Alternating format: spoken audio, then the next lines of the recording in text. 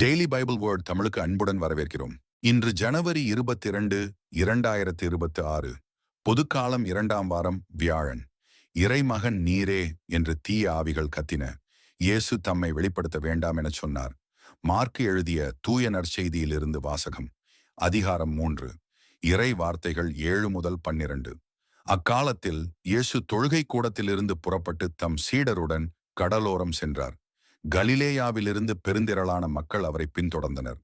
மேலும் யூதேயா, எருசலேம், இதுமேயா, யோர்தான் அக்கரை பகுதி, தீர், சீதோன் ஆகிய இடங்களிலிருந்தும் பெருந்திரளான மக்கள் அவர் செய்தவற்றை எல்லாம் கேள்வியுற்று அவரிடம் வந்தனர்.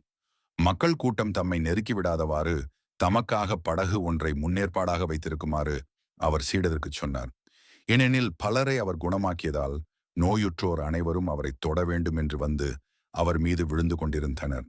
தீய ஆவிகளும் அவரை கண்டபோதே அவர் முன் விழுந்து, இறைமகன் நீரே என்று கத்தின. அவரோ தம்மை வெளிப்படுத்த வேண்டாம் என அவற்றிடம் மிக கண்டிப்பாய் சொன்னார். இது ஆண்டவரின் அருள்வாக்கு. இறைவா உமக்கு நன்றி. தினசரி நற்செய்தி வார்த்தைகளுக்கு daily Bible words Tamil channel subscribe பண்ணுங்க. இந்த வீடியோவை லைக் செய்யவும், ஆமேன் என்ற வார்த்தையை பதிவு செய்யவும் மற்றும் உங்கள் நண்பர்கள் மற்றும் குடும்பத்தினருடன் பகிர்ந்து கொள்ளுங்கள். கடவுள் உங்களை ஆசீர்வதிப்பாராக. ஆமேன்.